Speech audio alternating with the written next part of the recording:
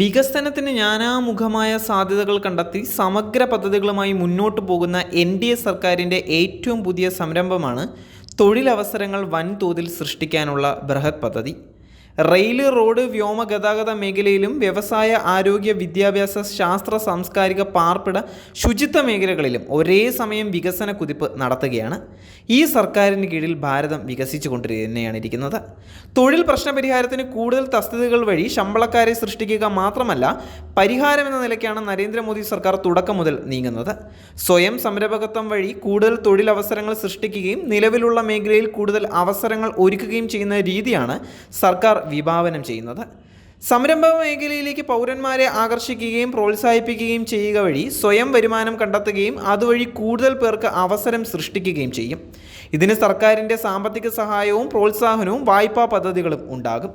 ഇത്തരം തൊഴിൽ ബന്ധിത പ്രോത്സാഹനം പദ്ധതിക്കാണ് കഴിഞ്ഞ ദിവസം കേന്ദ്ര സർക്കാർ അംഗീകാരം നൽകിയത്.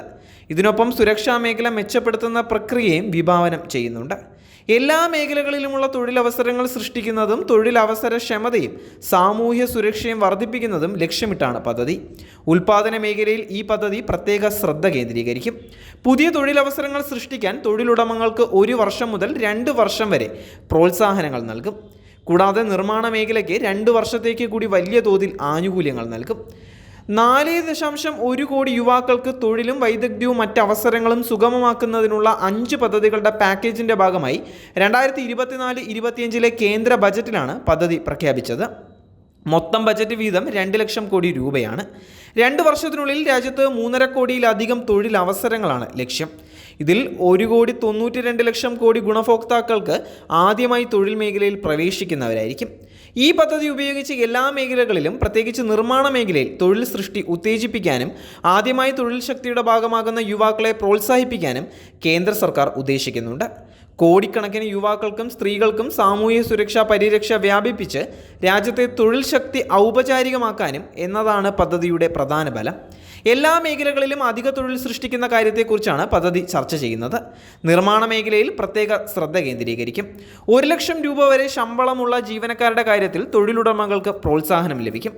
കുറഞ്ഞത് 6 മാസത്തേക്ക് സ്ഥിരമായ തൊഴിൽ ലഭിക്കുന്ന ഓരോ അധിക ജീവനക്കാരനും 2 വർഷത്തേക്ക് പ്രതിമാസം 3000 രൂപ വരെ ഗവൺമെൻറ് പ്രോത്സാഹനം നൽകും എന്നത് കൂടുതൽ തൊഴിൽ അവസരങ്ങൾ കണ്ടെത്താൻ തൊഴിൽ ഉടമകൾക്ക് ഉത്സാഹം പകരും.